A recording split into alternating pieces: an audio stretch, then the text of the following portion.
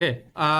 Today I want to talk about spatial analysis. So I'm working with spatial relationship using DuckDB.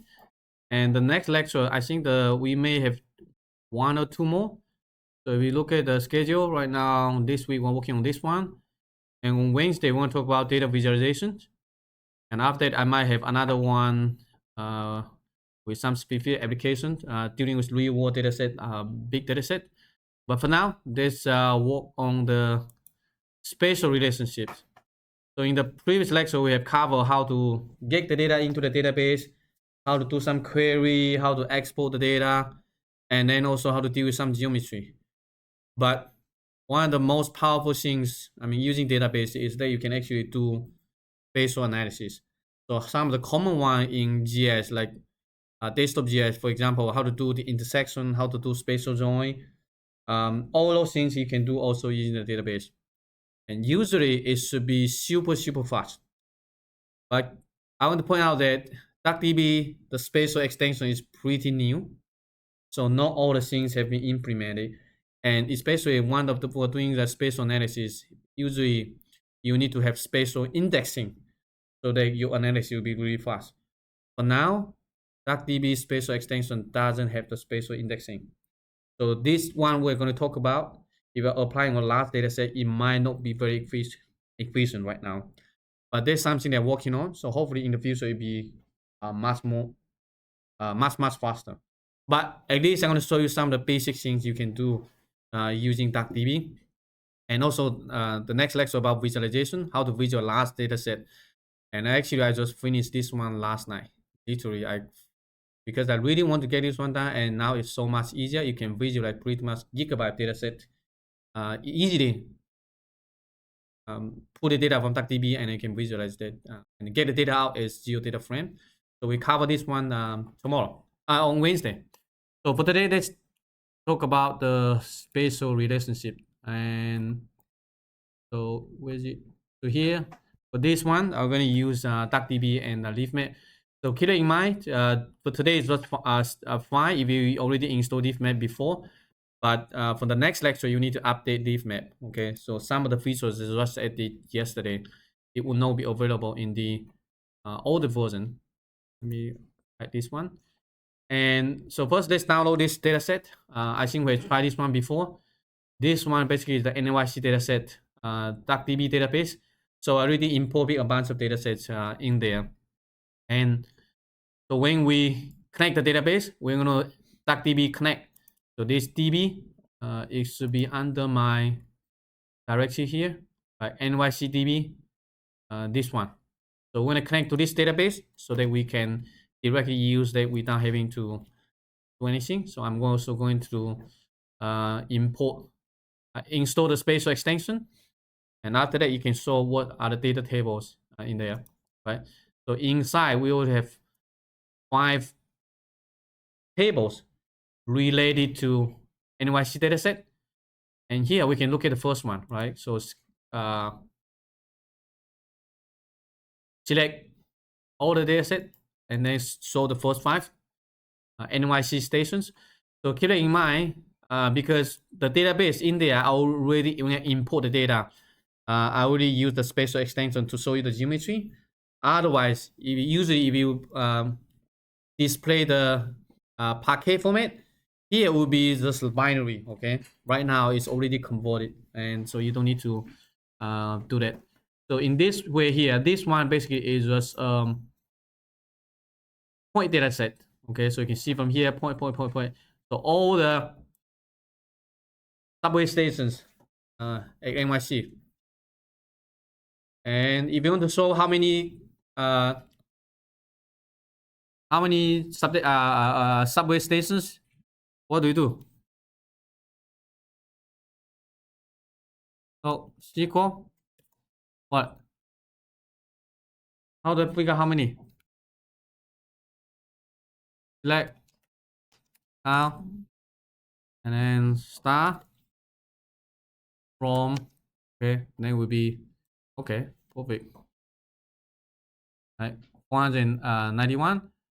And also you can just just to recap, so we can just show the entire table. So I can just con.sql, okay, and then I can just from, come on, okay, it's too much, so I don't need this.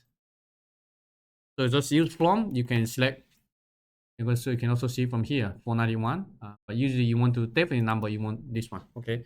So this is how we show the entire data table. And maybe I can show you right now how we visualize this data set, so that if you want to, because right now we have all these points, it'd be nice to show it on the map. So there are a couple ways you can do that. Again, you need to make sure you install the latest version, pip install hyphen uppercase U and then leave map. Otherwise, it won't work in here. And I'm not sure if I already installed this one. Anyway, so let me try it here. What's that? Percentage sign pip install. That's U. Just to show you here if you want to install. So let's run this one. You should install the latest version, and then I can show you some of those points on the map. So later on, when we're doing the spatial relationships, you can actually see where's the point or where's the point. What? Okay, it's all done. So you need to have like point 29, and then just restart the kernel. And let's just do it one more time. So here I'm gonna go back to import the DuckDB. Okay, and then install this one. Okay, download it. Connect the database. Run this one more time. Okay, and then so what we are doing here, we want to show the data table because we already know this is the entire data table. So from here, right? And so this is the table. So what we can do is convert this one to a data frame. So you can just .df. Okay, so I'm going to show you here to convert this one to a pandas data frame. And then where is it? Let me show you here. Scroll to the right. I just want to make sure the coordinates are correct. So here, I think the points are.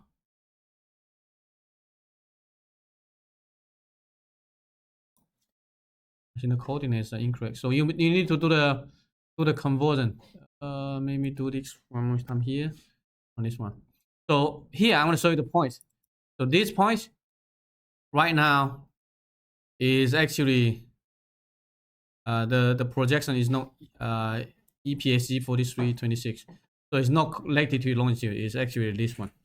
Okay. So what we can do is that when we export this one out, we want to convert this one to text. And then so later on we can use GeoPandas or leaf map to do the conversion. So basically this is meters, it's not latitude longitude. So what we can do here, let me quickly show you. It's kind of a little bit inconvenient, but later on I will show you some other methods that will be easier. But I just want to show you, like, if you load some data set into DuckDB, if those data sets are not already called in latitude, longitude, or GCS, then you want to have something like this. So if you're trying to visualize this, it will not work. You need to convert this one to WGS84 graphic GCS coordinate system. So what we can do here, let me show you. We can run this one, con.sql, and then we can just do the conversion. Not do the conversion. We can convert this one to text. Okay, because right now this is geometry.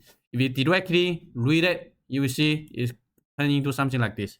This is not what we want.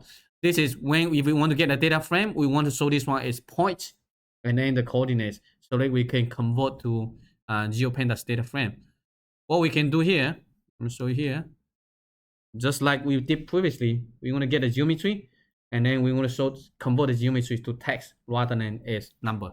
So what we can do here is select, okay, star, exclude, exc, exclude the geometry. I think this one is called GOM, okay. Look at the label here, it's called GOM, not geometry. And then comma. So in order to convert this one to text, you'll be st, remember? S text, okay.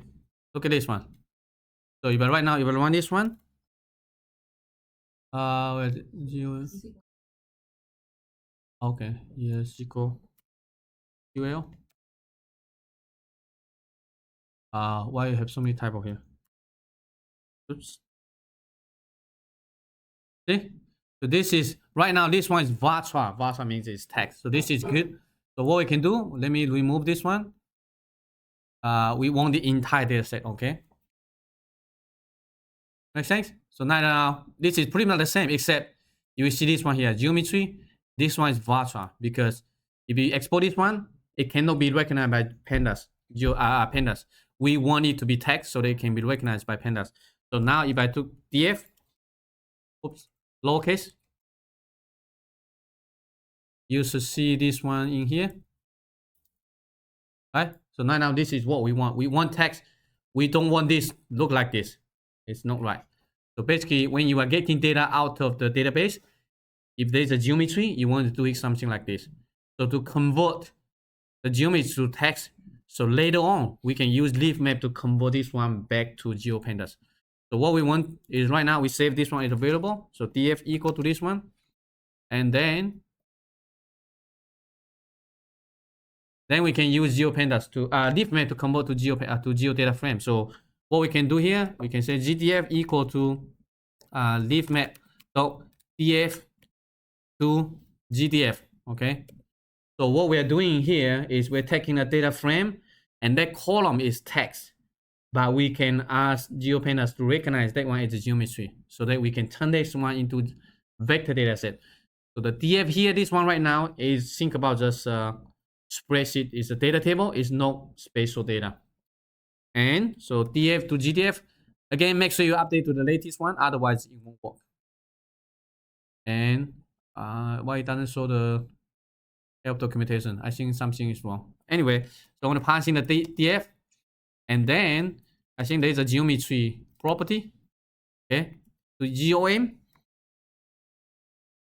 If you want to use the default geometry, you just need to AST as text, and then GOM as geometry. So in that way, you don't have to do that. Maybe let's do it. Okay, let me go back. So I'm gonna run this one again, so that we can rename the column as geometry. Running here. Oops. Oh, sorry. Then we can do it here. METI. So this is probably better. So in that way, I don't need to write this one because default is called geometry. So it's much more cleaner. And as I mentioned, the data set here, this one, the coordinate system is here. I specified at the beginning, EPSG 26918. So we're going to convert this one to GCS. Let me come back here. It'll be SRC, the source coordinate system, equal to EPSG 26918, right? Let me do it one more time. Or you can just copy. Where is it? Yeah, 26918. And then the destination DST equal to EPSG 2346. Makes sense? So basically, the data in the database is in, I think this one is UTM. I will keep forgetting. UTM zone 18 projection is in the database. So in order to get the data out, we need to convert the geometry to text, and that text is still in UTM 18. So in order to visualize them, we want to convert them back to like GCS. So 4326 basically means this coordinate geographic coordinate system, and that's pretty much this time, right? So if you run this one, it should convert that one to geodata frame, and if you want to take a look at that, just type this one. See, and just too much. Let me type it. Okay, where is it? So if you go to the right, you see this one. So now this column is being recognized as geometry. This right now, this is a pandas geodata frame. So if you want to see it, very easy. Just call the explore. The explore function. This one is using volume. If you're missing I think you will need the map classify library. If there's no install, you just pip install map classify. So take a look. Now you see all the points, right? I think I maybe covered this one last time. I forgot. Anyway, so this is the same way. If you're visualizing any vector data set, this is how you can do that pretty easily. Okay, nice. You can see all the information in there, all the attributes, right? So now you can see this on the map. You can do the same thing for example, look at the lines.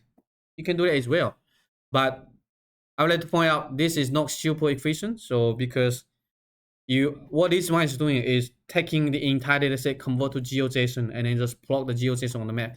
So if your file is pretty big, it's going to be very laggy. Right now, because this is a small data set, it looks fine. But how about this? Let's change this one to NYC Street, because I know there are a couple data set in there, right? If you want to visualize other stuff, you can do as well. So how about this one, right? NYC Street. You can do the same thing. So I'm gonna come back to here, query this one. Everything else are the same, except right now I'm gonna change this one to NYC Street, right? So if you run it, again, if you want to see what it looks like, df.head, it should be the same. Multi-string, all the points, and then we're gonna convert this one to geodata frame. Everything remain the same, so there's nothing else you need to change.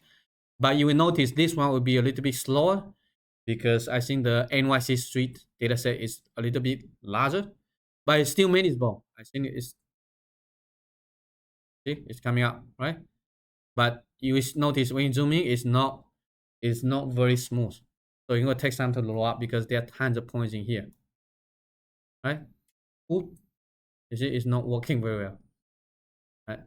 But it works, right? All the points right now, all the lines, all the streets is in here, and also all the attributes, right? So this is how you do kind of the workflow, how you get some data out of the database, and then how you visualize that. There's the better one. So this one, like I said, is good for doing smaller data set. For large data set, you want to use the other one. So I'm gonna show you here. The function I'm gonna use is simple. This is the one that I implemented last night. It took me a couple hours yesterday just to implement this, but it's so much easier. So leave map.view vector. Do you have this function? Again, this is the latest version. If you don't, you need to do that. So and then I'm going to say GDF. What else do I need? Maybe just this one. Let's see. It may not work. Oh, longboard. So it's not installed yet. That's too bad. So I'm gonna install here. Keep install longboard. BOARD. Yeah. So this is the package that used to visualize that. And this package has a couple dependencies that actually are quite challenging to install on some operating system. So right now it's not included as a required dependency. So you need to install separately. But once it's installed, it's very powerful. It can be used to visualize large vector data set very easily. It's a bit different from like using this Folium because it's loading all the data into the map. And so the map is actually pretty big. But that one is in the memory and also use GPU. So it's super efficient. Okay, it looks like it's done. And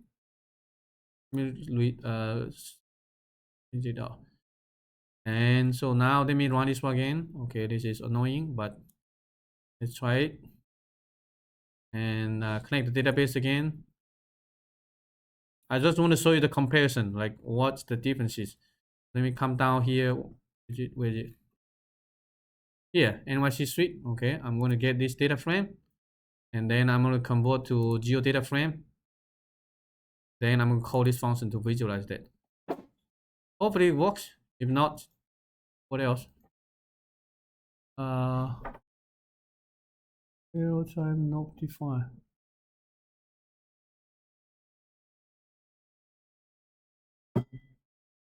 Interesting. Let me see here. GTF.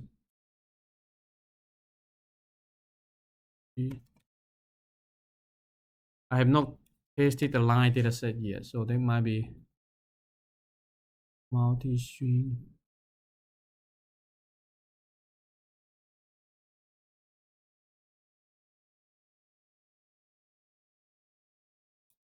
Let me try it for you.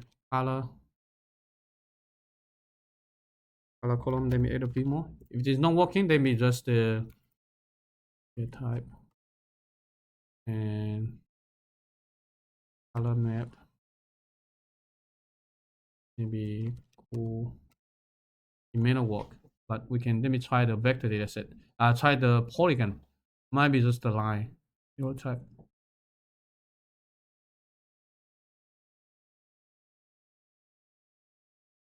Or it might be the. Did it work on your computer? No. It might be a Windows specific issue. Let me do it this way. Okay. Going here. Oh, we cover next time, so we kind of lose that. But it works on my Linux. So maybe just a package that is incompatible with Windows. So if you really want to try it, you can come here. Let me quickly show you how I'm going to do it. I'm going to come here, and you can do it from here if you want to. So let me see if it works. Here, DuckDB, install this one, and then I'm going to try Longbow. Okay. I'm pretty sure it should work.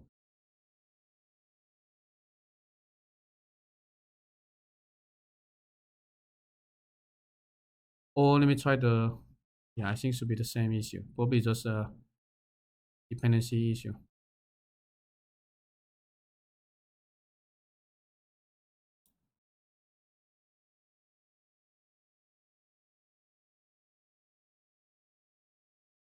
So for this one, like I said, the package is a little bit, there's a lot of dependencies. So you recommend that you restart the kernel, especially if you see some error messages in here after doing the installation. It's recommended that you restart the runtime. Otherwise, some of the packages might not be working. And then, so here, run this one,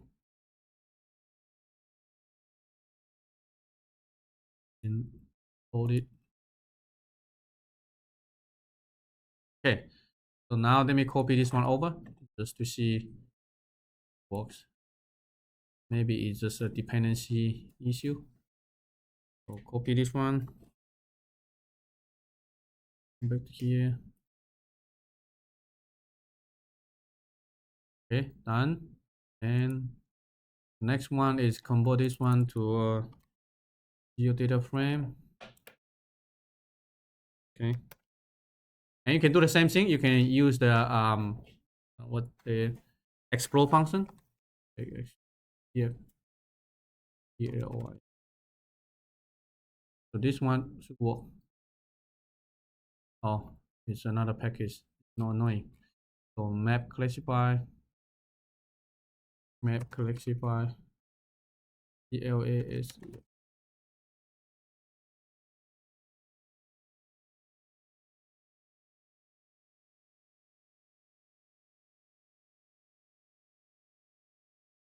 Okay, let me run one more time.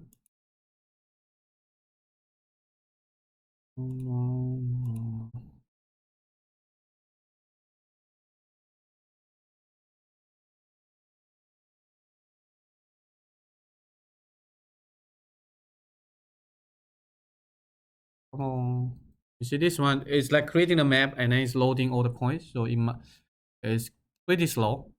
And I hope the new version work. Coming out, okay. So this one works. Let's try the next one. If it doesn't work, then I need to fix it later. So here.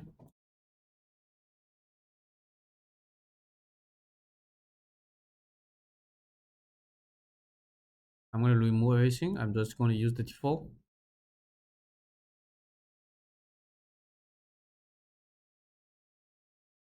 It might be also a version issue. The new version is, oh, yeah, it works. So pretty, I'm sure this is a the Windows issue. So I might need to report that. But I want to show you the differences between these two visualization methods, right? So this one, if I scroll up here, like I said, it's a little bit slow. You see here, you notice the differences? because every time it's loading the entire data set. And I will show you the next one here. See, you notice the differences? No lagging, and you can. This is like reading the data from the memory. It's super efficient and fast. And you see, there's no like downloading the tiles and other stuff.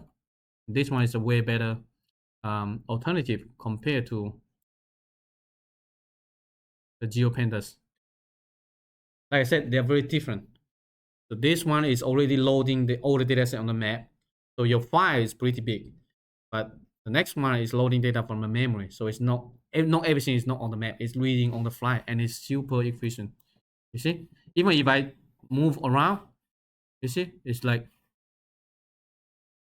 nothing in there. Right.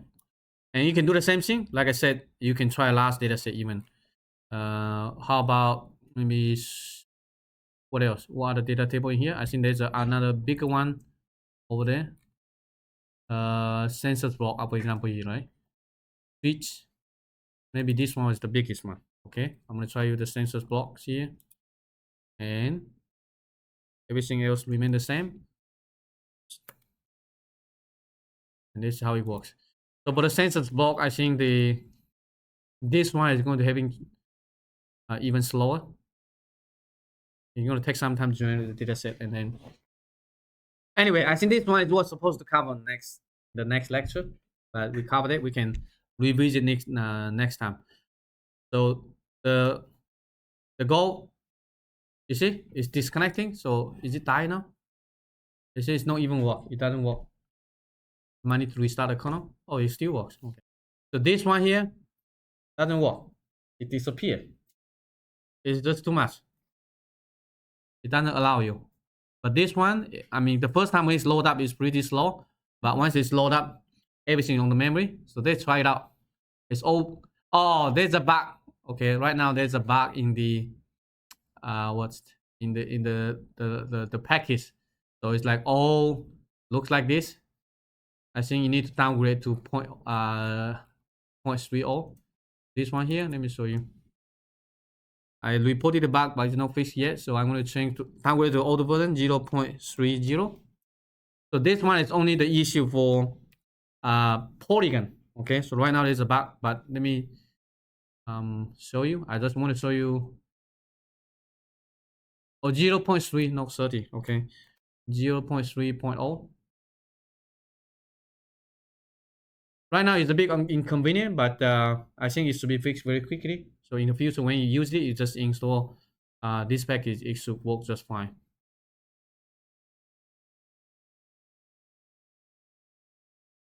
And so try to set this up so that we can cover more data set in the next lecture. Restart the runtime and run this one. Right, so we are trying to load the entire census block. So we get the data out, convert to geodata frame, and then don't run this one anymore. Your kernel is going to be having trouble because it doesn't work. So let's try this one, and hopefully it works. You will see the polygon being rendered nicely, and there's no time lag. So ideally, this one can load gigabyte data set. You see, much better now. And zoom in. Here we don't show the line, but actually there are tons of polygons in there. Next time I'll show you how to add the boundary. For now, it's just like the entire block, but there are lots of those points actually in there. And yeah, we'll show you next time. Right now it's like entire block, but there are many very tiny polygons inside. So right now it doesn't show you the let me see if I can yeah, right now it doesn't work. I think there's some issues with it, but I'll show you some alternative that you can visualize next time. Okay, at least you can visualize it last data set without any problem, and you can zoom in, you can zoom out. It works just fine, and they won't work in the other packages, IPyLib or Folium, because it's just too much for them to handle. So this is how you can visualize the data set in here. I can try out some of those if you want to. Okay, so we have a couple more minutes. I'm going to show you how to do the spatial relationship. So in here, I'm going to show you like where you can get all the functions. So if you go to the DuckDB documentation, and then extensions, spatial. So like I said, right now it's not super efficient yet because they don't have the spatial indexing. Hopefully it'll be implemented pretty soon. But for the functions, these are all the spatial things you can do. Spatial relationships, spatial properties. The last time we covered how to get the area, for example, for polygons, the length for line. And these are all the spatial relationships, the common one. So kind of like GIS within, right? So you can have two data layers. You can, for example, figure out what you have a point and you have a polygon. You can figure, you give in, for example, this may give you a national data set of all the restaurants in Tennessee. And I also give you a polygon of Knox County. You can use the database to figure out what restaurants are within Knox County, okay? Or what roads or network or street in Knox County or in Knoxville, whatever. So you have line, you have polygon, you basically have relationship. So within touches, maybe if you have a point fall along the line, or if a line fall along the border of a polygon. Let's go within. Overlap, basically they intersect. Contain means one geometry contains the other. Okay, so for example, polygon contains points, a polygon contains line, or line contains point, something like that. And covered by is the opposite. Okay, so that means this point is covered by the polygon. This line is covered by this polygon. Okay, and covers. Or contain means completely within the polygon. Covers. Let me see. I think I need to look at documentation. Some of those are not like the same terminology that we use in desktop GIS. But you need to look at the source code. Right now, the documentation is not very comprehensive, so I don't see what it actually means. So differences, this one is easy, basically the opposite. Okay, design, intersect probably just like something intersect with the other, whether they equals distance. You can calculate the distance from one point to the other. Okay, I'll show you examples. And intersect, extend, whatever. I don't know. Those are not very commonly used, but something you want to do, intersect, contain, cover, right? Also the distance. So these are some of the common ones. There are a lot more. Hopefully they'll be integrated more in the future, but at least we can do some simple one to get started. So equals, okay? Equal is easy. It just tell you whether two geometries are the same or not. And let's do it here. So let's look at this one. Okay. Select name GOM STX text from the NYC subway stations where the name equal to Broad Street. Okay. So there should be only one. Basically, all the subway stations. We have lots of subway stations, like 491. We are selecting the subway station name Broad Street. Okay. And we also select the geometry. We also convert the geometry to text. Okay. So what we are doing in here, if you look at this one, this column is geometry. This is the spatial data type. This one is varchar, basically just plain text. So what we can do here, if you see this one, we're doing the comparison. Select the same subway stations where you can pass in this statement in here. So take a look at this one. Where ST equal. So this geometry basically give you a swap file with 491 rows. And we're selecting, earlier we just selecting by name. Name equal to something, right? But sometimes you might be just, the name might be different, but you have the point. If the geometry from another data set, and you're trying to figure out which one overlap, which one are the same.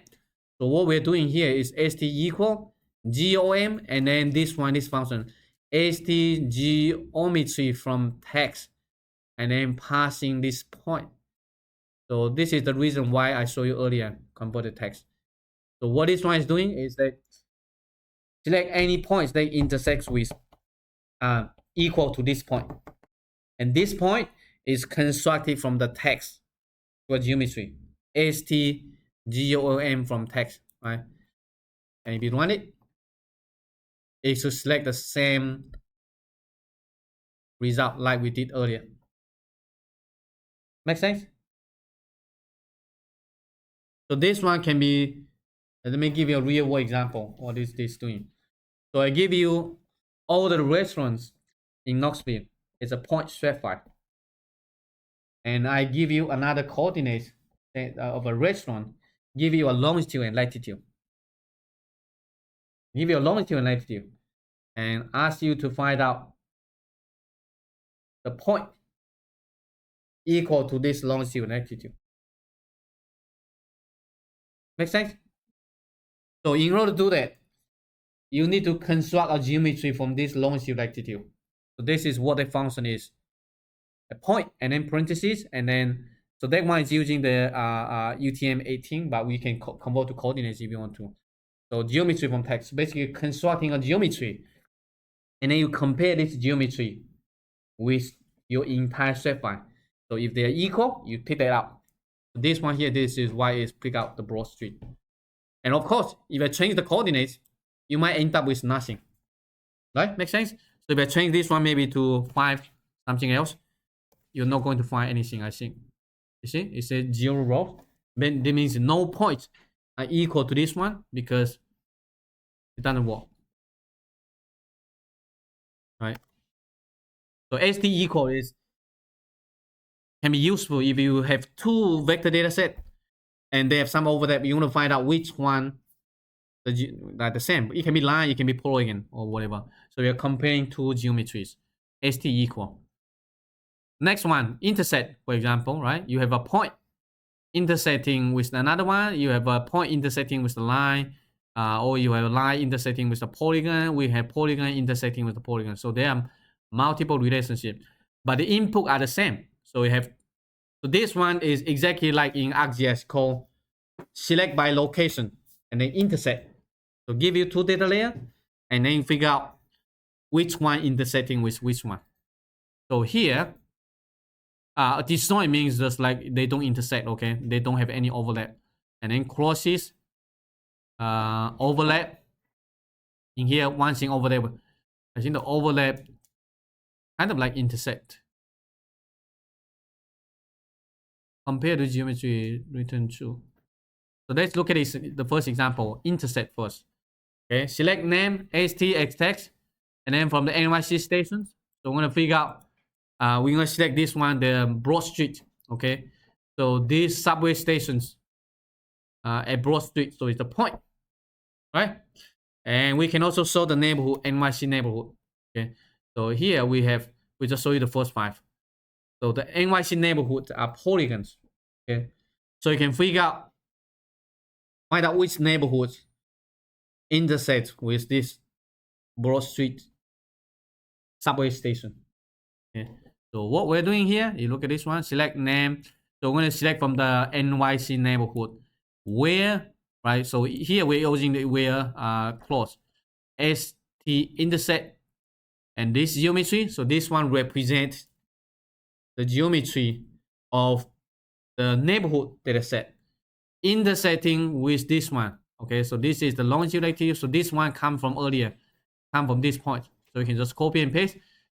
And so construct this geometry from the text, and then you can figure out where this subway station is located. So if you run it, okay, Financial Street, Manhattan. So this is exactly in ArcGIS or QGIS. You give you a subway station, give you a neighborhood, NYC neighborhood, and then you select one point. You can have multiple points. It doesn't have to be 1 point.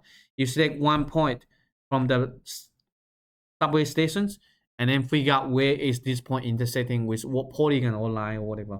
Right? Super fast. And you don't need to like do that manually. Of course, you can run ArcGIS tools or whatever, but you can do that also in the database. So here, you can select multiple points. For example, I can say, where is, how about we select maybe, let me remove this one. Okay. I want to maybe select the first 5, whatever, limit, okay, 5. Okay, so we have these 5 subway stations in here. I can also find out where these 5 subway stations intersect within which neighborhood. They might not necessarily within the same neighborhood, maybe, I'm not quite sure. So this is where we can find out coming back in here. Blah, blah, blah, select intersect, and I think we need another. This one right now is a single 1 point, but you can pass in another geometry column.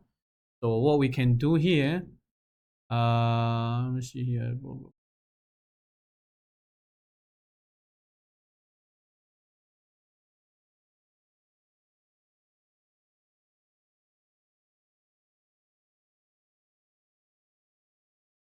So this is 5 geometry. Let me see. This is kind of like in the previous one when we do the spatial join. If you remember, when we join do 2 data set, you need to put both of them here. So, but this one, let me see here.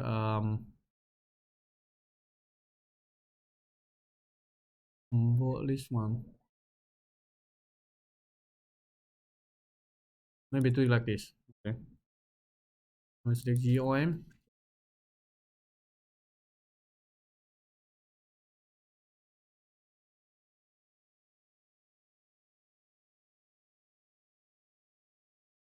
Select.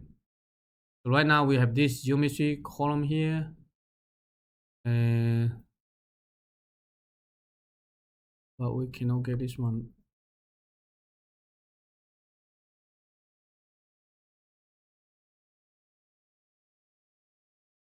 But I forgot what to do here. So intersect. So this one we also need, you can pass in the geometry. Let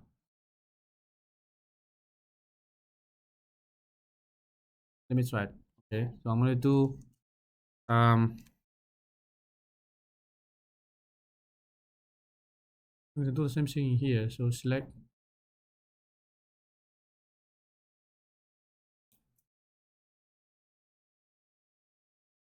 I just select the geometry. Okay, I don't need the name.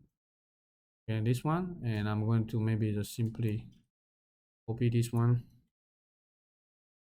and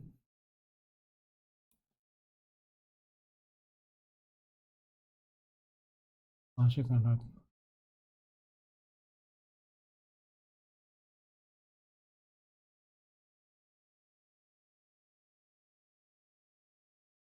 do it in here.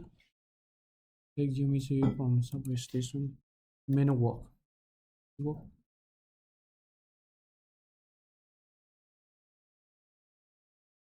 Let me look into that. I kind of forget what I geometry select.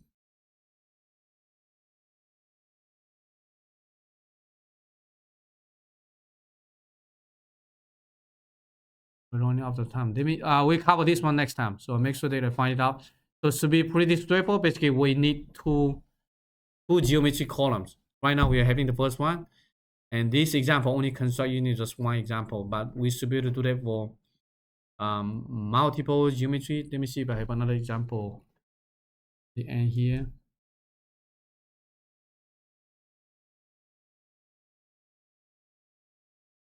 Yeah, these are all using just 1 point, but we should be able to do that for multiple.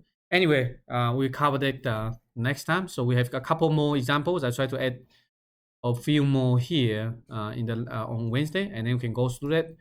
Then we can talk about how to visualize the vector dataset easily using leaf map. Okay, so that's all for today. I will see you on Wednesday.